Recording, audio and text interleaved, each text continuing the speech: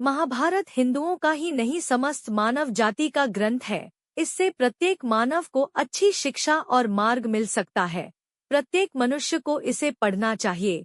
महाभारत में जीवन से जुड़ा ऐसा कोई भी विषय नहीं है जिसका वर्णन ना किया गया हो और जिसमें जीवन का कोई समाधान ना हो। इस ग्रंथ में देश, धर्म, न्याय, राजनीति, समाज, योग, युद्ध, परिवार, ज्ञान, विज्ञान, अध्यात्म और तकनीकी अधीन समस्त विषयों का वर्णन मिलता है। आज की इस वीडियो में हम आपको महाभारत का एक ऐसा प्रसंग बताएंगे जिससे आज का मानव बहुत कुछ सीख सकता है। बात उस समय की है जब पांचों पांडवों के वनवास हो गया था। वनवास जाने से पहले भी पांडवों ने भगवान श्री कृष्ण से पूछा है, कृष्ण अब द्वापर युग का अंत काल चल रहा है, आप वह बताएं कि आने वाले कलयुग की चाल गति क्या और कैसी होगी। श्री कृष्ण जवाब देते हैं कि इसका सीधा सा उत्तर तो नहीं दे सकता, लेकिन तुम पांचों भाई वन में जाओ और वहां जो कुछ भी दिखे आकर मुझे बताना, मैं तुम्हें उसका कलयुग में प्रवाह बताऊंगा। फिर पांचों भाई वन में चले गए। वन में उन्होंने जो देखा उसको देखकर वह आश्चर्यचकित रह गए। आखिर उन्होंने वन में क्या देखा और श्री कृष्ण ने क्या जवाब दिए, जानने के लिए इस वीडियो को अंत तक जरूर देखें। नमस्कार, स्वागत है आप सभी का क्रेजी 4BKS यूट्यूब चैनल पर एक बार और। आइए अब शुरू करते हैं यह रोचक प्रसंग। श्री कृष्ण के कहे अनुसार पांचों पांडव अलग अलग दिशाओं से जंगल की ओर निकले। युधिष्ठिर भ्रमण पर थे तो उन्होंने एक जगह पर देखा कि एक हाथी के 2 सूंड है। यह देखकर युधिष्ठिर के आश्चर्य का ठिकाना नहीं रहा। अर्जुन दूसरी दिशा में भ्रमण पर थे। कुछ दूर जंगल में जाने पर उन्होंने जो देखा उसे देखकर वह भी आश्चर्य में पड़ गए। उन्होंने देखा कि कोई पक्षी है जिसके पंख के ऊपर वेद की रचनाएं लिखी हुई है और पक्षी मुर्दे का मांस खा रहा है। अर्जुन कुछ समझ नहीं पाया। दोनों भाइयों की तरह भीम भी भ्रमण पर थे। भीम ने जो देखा वह भी आश्चर्यजनक था। उन्होंने देखा कि गाय अपने बछड़े को जन्म दिया है, लेकिन जन्म के बाद वह बछड़े को इतना चाट रही है कि बच्चा लहूलुहान हो गया है। सहदेव जब भ्रमण पर थे तो उन्होंने चौथा आश्चर्य देखा कि 6-7 कुएं हैं और आसपास के कुओं में पानी है, किंतु बीच का कुआं खाली है। बीच का कुआं गहरा है फिर भी पानी नहीं है। यह देखकर घोर आश्चर्य हुआ कि ऐसा कैसे हो सकता है। नकुल भी भ्रमण पर थे और उन्होंने भी एक आश्चर्यजनक घटना देखा। नकुल ने यह देखा कि एक पहाड़ के ऊपर से एक बड़ी सी चट्टान लुढ़कती हुई नीचे आ रही है। इसी तरह ही वृक्षों से टकराकर उनको नीचे गिराते हुए वह आगे बढ़ जाती है। विशालकाय वृक्ष भी उसे रोक ना सके। इसके अलावा वे शिला अन्य शिलाओं के साथ भी टकराई पर फिर भी वह नहीं रुकी। अंत में एक अत्यंत छोटे पौधे का स्पर्श होते ही वह स्थिर हो गई। इसके बाद पांचों भाई एकत्रित हुए और शाम को भगवान कृष्ण को अपने अनुभव सुनाए। सबसे पहले युधिष्ठिर ने कहा, मैंने जो पहली बार 2 सूंड वाला हाथी देखा यह मेरे लिए तो बहुत ही आश्चर्यजनक था। इसके जवाब में श्री कृष्ण कहते हैं, कलयुग में ऐसे लोगों का राज्य होगा जो दोनों ओर से शोषण करेंगे, बोलेंगे कुछ और, करेंगे कुछ और, मन में कुछ और होगा और कर्म कुछ और ही होगा।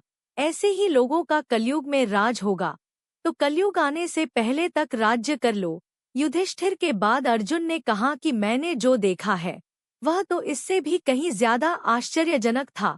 मैंने देखा कि एक पक्षी के पंख ऊपर वेद की ऋचा बनी हुई है और वह पक्षी मुर्दे का मांस खा रहा है।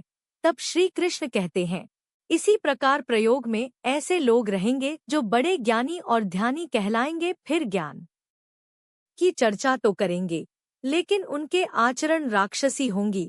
वह बड़े पंडित और विद्वान कहलाएंगे, किंतु वो यही देखते रहेंगे कि कौन सा मनुष्य कब मरे और हमारे नाम से संपत्ति कर जाए।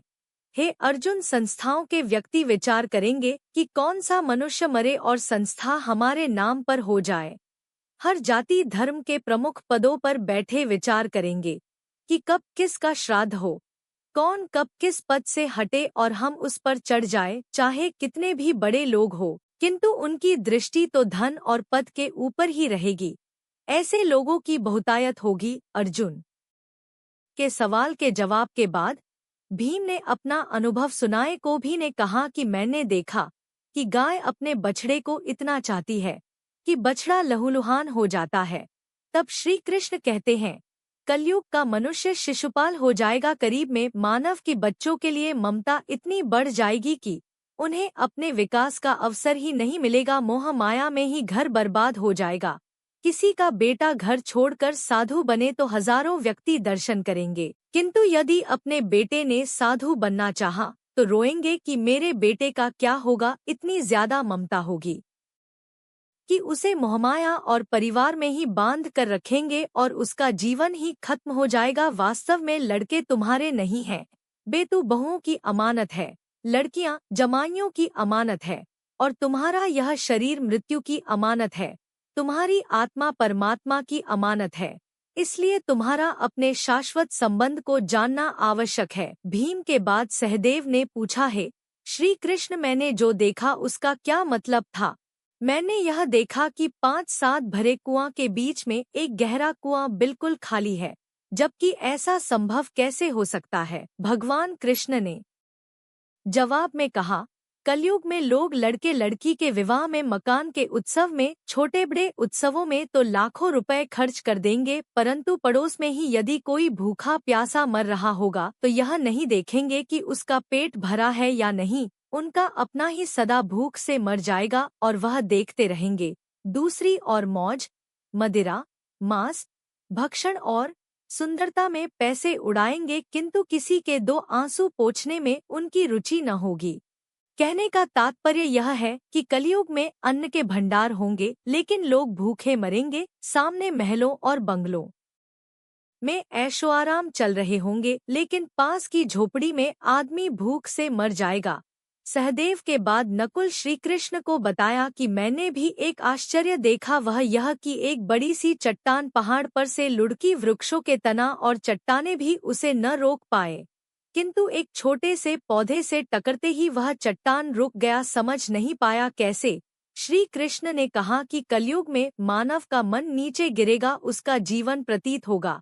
पति जीवन धन की शिलाओं से नहीं रुकेगा, ना ही सत्ता के वृक्षों से रुकेगा, किंतु हरि के एक छोटे से पौधे से, हरि कीर तन से मनुष्य जीवन रूपी पौधे का पतन होना रुक जाएगा। इसलिए भक्तों, हरिभजन ही कलयुग में मोक्ष पाने का एकमात्र उपाय है। आपको यह पौराणिक प्रसंग अच्छा लगा होगा। YouTube पर देखने वाले सभी दर्शक हमारा चैनल क्रेजी 4 BKS सब्सक्राइब करें। शुक्रिया, आज के लिए इतना ही। फिर मुलाकात होगी एक नई आध्यात्मिक कथा के साथ। तब तक के लिए आपका बहुत बहुत शुक्रिया।